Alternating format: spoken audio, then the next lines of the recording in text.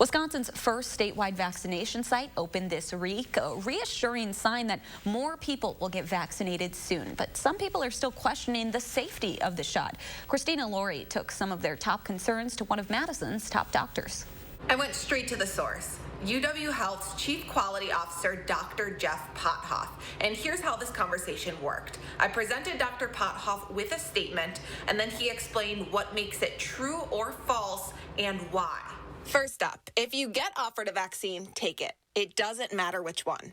Dr. Pothoff says this is true. It's human nature to look for the best and then try to hold out and get the best. But when it comes to getting your coronavirus vaccine, he says efficacy, meaning you don't get any symptoms of COVID-19 at all, is not what's most important. The main purpose of the vaccine is to prevent severe cases. If I have to choose between maybe I have cold-like symptoms and I don't die to rolling the dice with a COVID infection, of course it's a no-brainer. Get whatever vaccine is available to you. That brings us to the second statement. The Johnson & Johnson vaccine was tested against the new strains of the virus, so it's actually more effective than originally thought.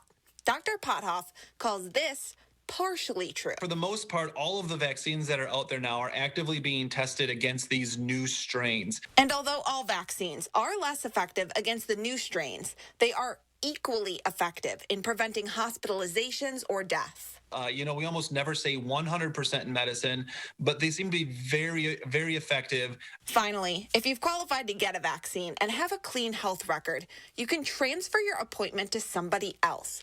Dr. Pothoff says this is false. You can imagine that the complexity of trying to determine everyone's specific factors as to where they fit on a hierarchy of needing the vaccine just gets to be so operationally challenging. We'd spend all of our time deciding who gets a vaccine and not vaccinating people. Now, this is just a sampling of the long conversation that I had with Dr. Pothoff. I transcribed the whole thing. You can read that on our website, channel3000.com. But the main two takeaways is that you should get the shot as soon as it becomes available to you, and all of the approved vaccines already on the market are safe. Reporting in Madison, Christina Laurie, News 3 Now.